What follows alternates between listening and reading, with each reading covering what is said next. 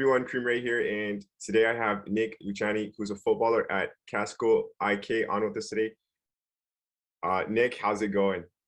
Yeah, I'm good, man. Thanks so much. I know the show, and I've seen some guys on it, and I've listened to some episodes. So it's weird to be actually on it right now and doing this, to be honest. But I appreciate you having me on.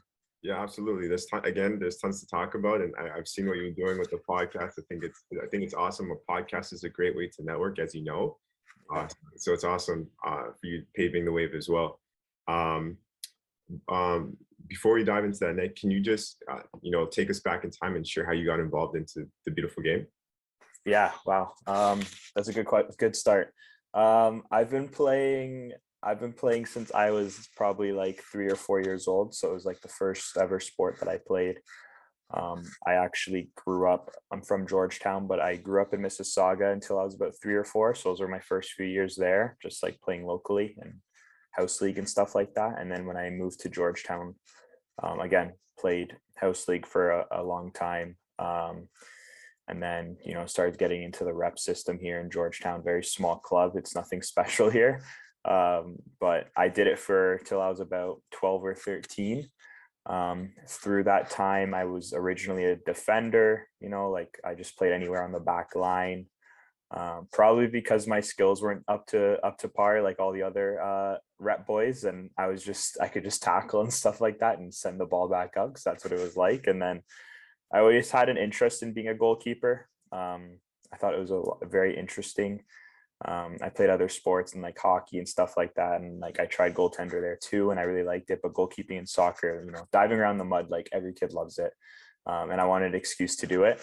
And again, I don't think my skills were where they needed to be, and it was an excuse for me to use my hands and kind of like slip under the radar of talented players and try and be on a competitive team.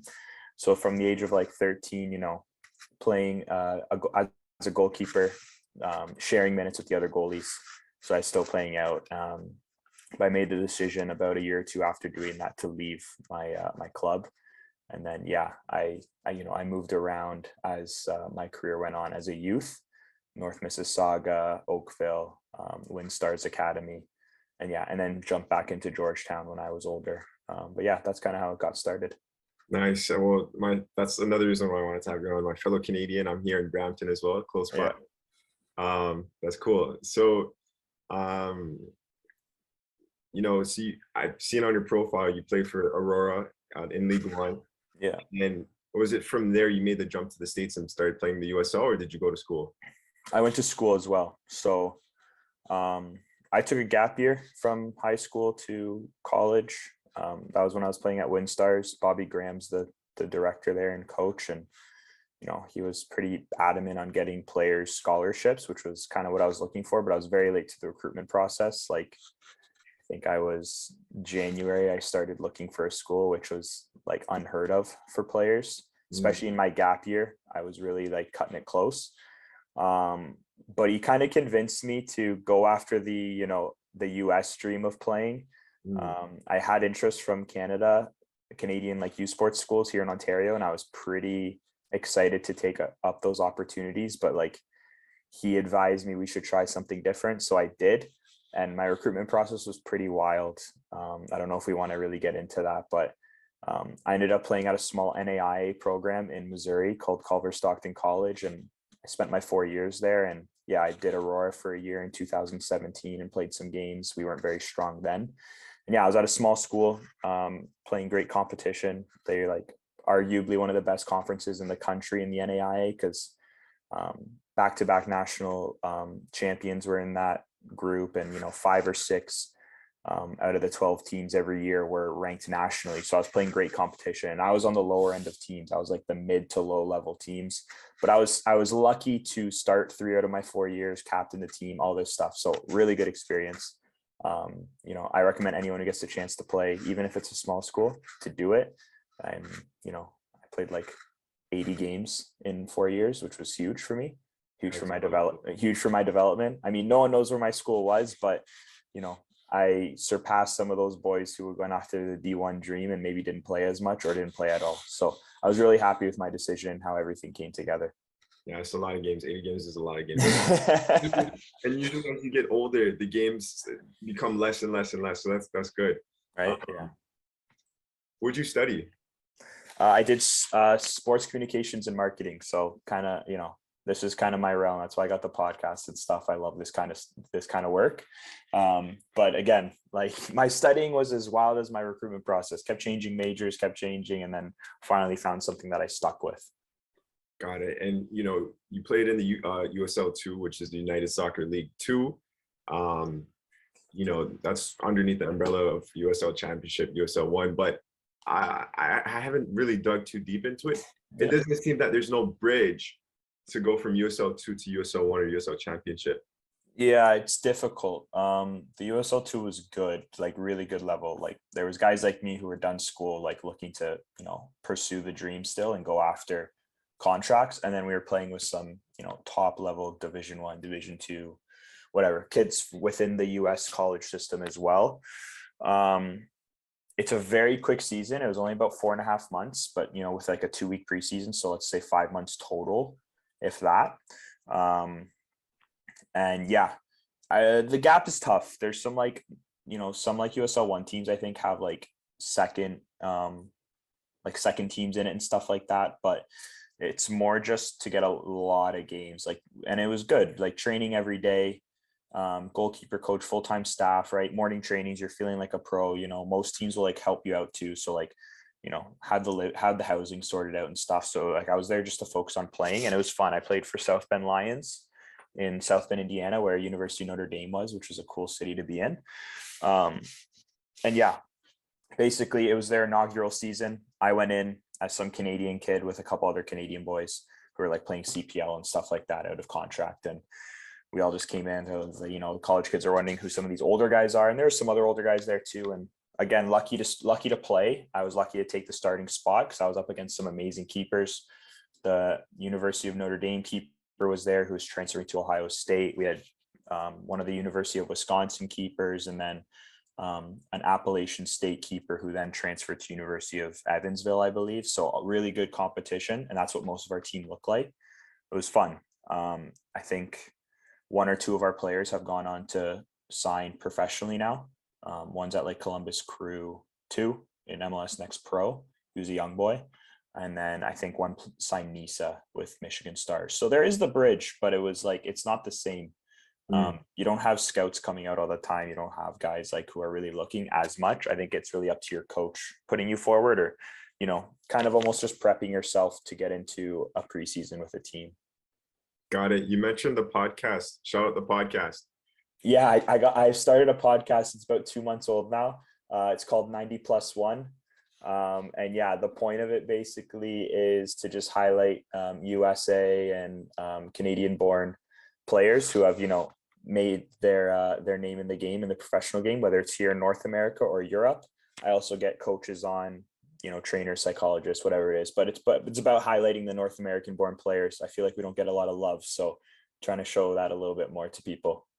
Absolutely. I think we need to do some collaboration on that end. Yeah, definitely. That'd be cool. I'm looking at your LinkedIn here. You've worked with OPSM Pro. I'm not too sure if you're still with them. No, not as an employee. I've been an athlete with them too. So I worked as someone on the back end for a long time, but I was an athlete first. And yeah, they've helped me find some opportunities too. I've gone to Europe because of them. Had some good training, stuff like that. Really good guys over there. I enjoyed my time with them. And I think that, we worked pretty well together. They've just, helped kickstart my career. They're kind of the reason that I kept going after why I got to Germany right after school. They found me at a combine and approached me with the opportunity of have you ever thought about playing on? So, my career now has continued, I'd say, kind of because of them, because, being, like I said, I was at a small school, and there's not a lot of guys who go on from small school. So I didn't really think that was an opportunity. I thought my time was at college, and, I enjoyed every minute of it and didn't really think to keep playing, but they found me something, and I was lucky enough to keep going. So yeah, it's been good working with them. Nice. With the OPSM, so you worked as it says a Colgate advisor? Yeah, college advisor was what I was doing. So Okay. there's like a college department. Basically, they just help place kids to similar to what I did at what my coach did at WinStars, looking to find kids opportunities within the US and Canada. And that's what I was doing. So I was advising players. And I think from, my story of going through a pretty wild recruitment and gap year and kind of understanding what it takes to make it to that level and seeing guys at a way better level than what I was, I can help guide kids as best as possible. Just another avenue for kids to use while they were doing their own recruiting. We had relationships with coaches already, held combines, stuff like that, could find out about camps, whatever, everything and anything. So I did that for about a year too, which was really fun. It was fulfilling. And I thought it was nice to be able to kind of use my experience from playing and do that. Yeah, I'll ask you some offline questions about that. Like, I'm pretty OPSM pro. I'm pretty interested in like the consulting space because I've done a little bit and got a good bit out. So I could imagine what they're doing is a successful operation. I've done an interview with them as well. Shout out OPSM Pro, and they're doing great stuff. And you're also a personal certified personal trainer. Do you still do it? Yeah, I still do. So I do it fully online. Online, eh?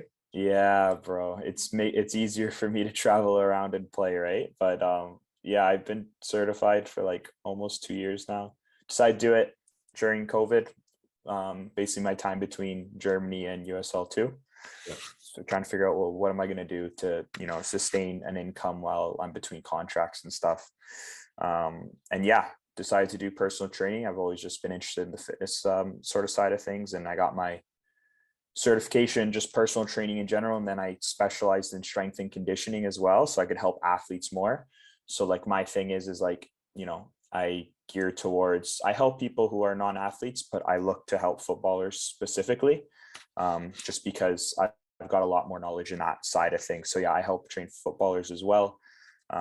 Nick Luciani coaching on Instagram, if that's what you guys are looking for, go check me out. But yeah, it's pretty simple. Just help players on a monthly basis, or individuals who aren't players, and build out programs, nutrition advice, whatever it is that they need to kind of keep going. I just try and help players maximize the potential on the pitch. A lot of boys are good at training, with the ball, but a lot don't really understand the potential that you could reach if you start to train off the ball in the gym as well.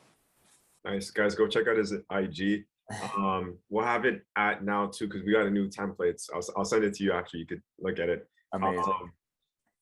And diving into our second last point here, you mentioned you're going to Finland. Oh, can I mention it? Mm-hmm. You're going to Finland in 10 days to continue to pursue your pro career. Sorry. Talk a little bit how that came up and are you looking forward to it? Yeah, I'm absolutely buzzing. If anyone is right now, in that stage of, trying to bridge the gap between semi-professional and professional, or, thinking, do they want to do it? One thing is that it's mentally difficult. I've been through some very low points over this last year or so. Just wondering if I wanted to keep going or not, because it's tough. Like sometimes you don't hear anything for weeks, months, and you just don't know what's going to happen. So I was settling on just going into full-time personal training. I was going to work at a gym full-time, help people. And then I was just going to play League One Ontario and kind of like let my career ride out as I got older. And yeah, Jeff Adai, I think you've had him on here. Yeah. Him and Jared Maloney, both the OPSM boys, just like rung me up a couple of weeks ago, and I got the opportunity to go over to Finland, go after the 4th division with a club there on the West Coast, which is going to be very exciting. And from there, see what happens.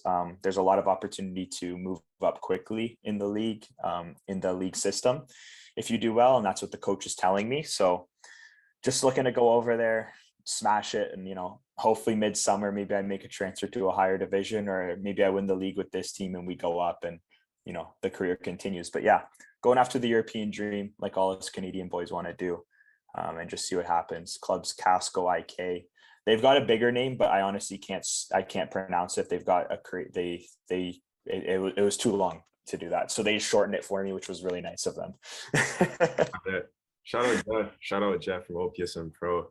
Yeah, he's the best. Yeah, he's an awesome guy. Great person. Leading towards our last question here, what's your most memorable soccer moment in your life? Wow, that's a great question.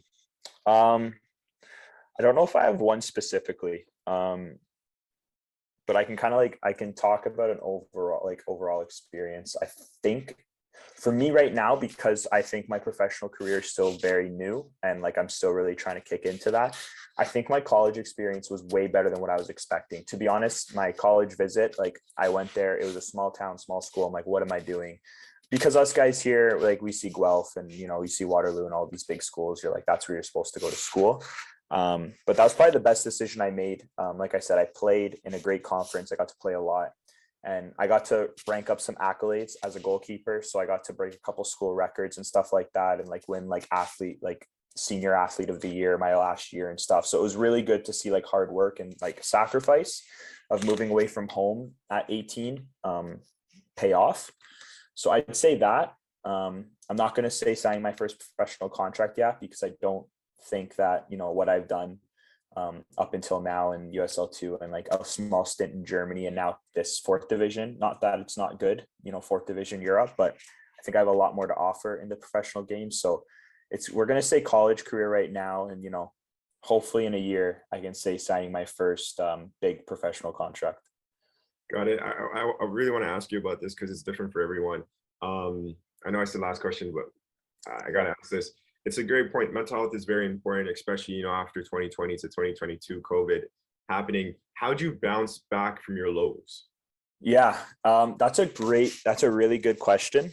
I think I have a really good support system around me. I have a really good family, brothers, sisters, parents that are really supporting the dream.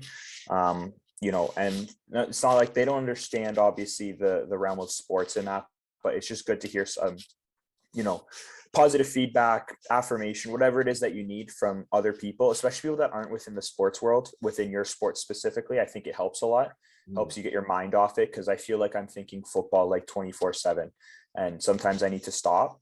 I've got a good friend group too, and a good girlfriend who, both are all you got to go after the dream while you can. So I think that was really good, but I've spent a lot of time on myself too.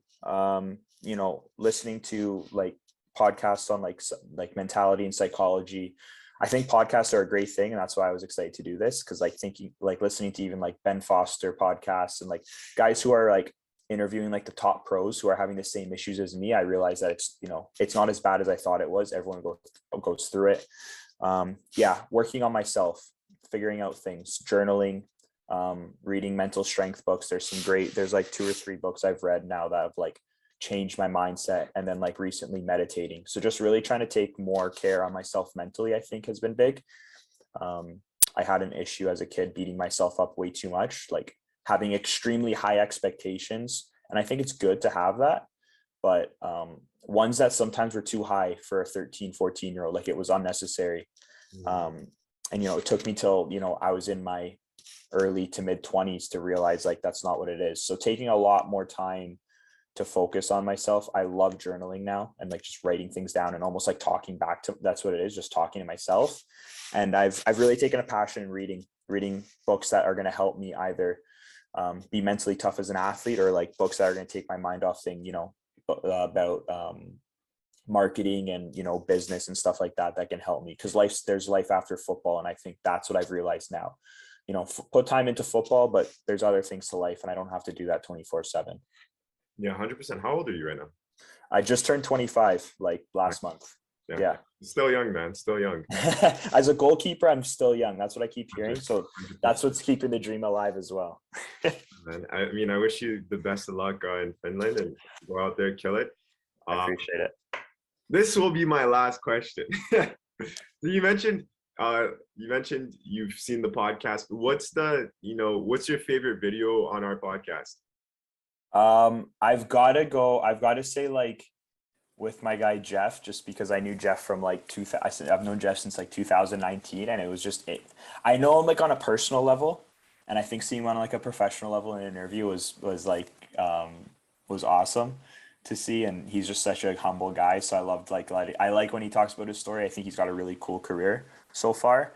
And then I also got to say Matthew Arnone, because like you posted your podcast with him, and then like he was my first guest ever on mine as well. Yeah. And like 3 weeks later, I was posting about how we had him, and I thought it was cool to see the similarities and differences he had on both of our shows.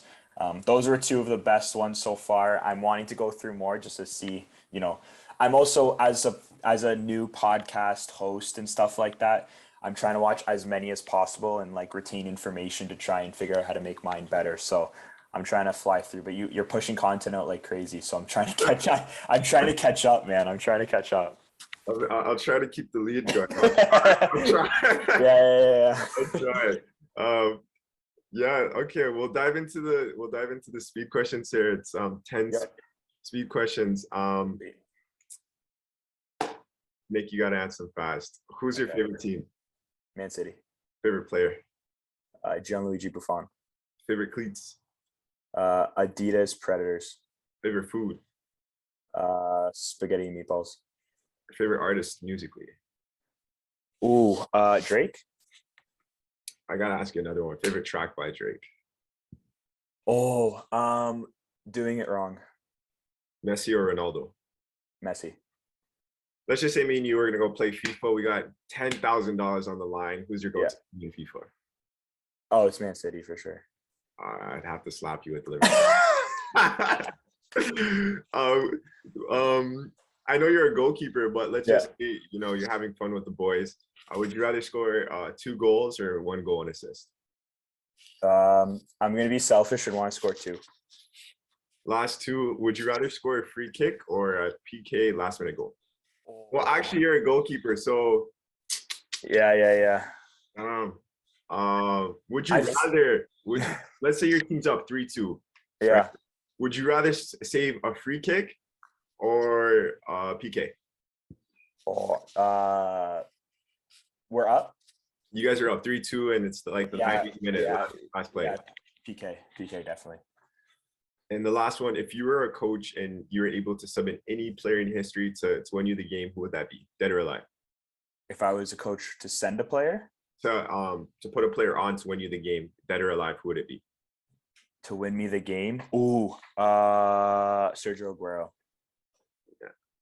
All right, Nick, before we go, I just want to thank you for joining us on the One Soccer Nation podcast today. Yeah, thanks so much for having me, man.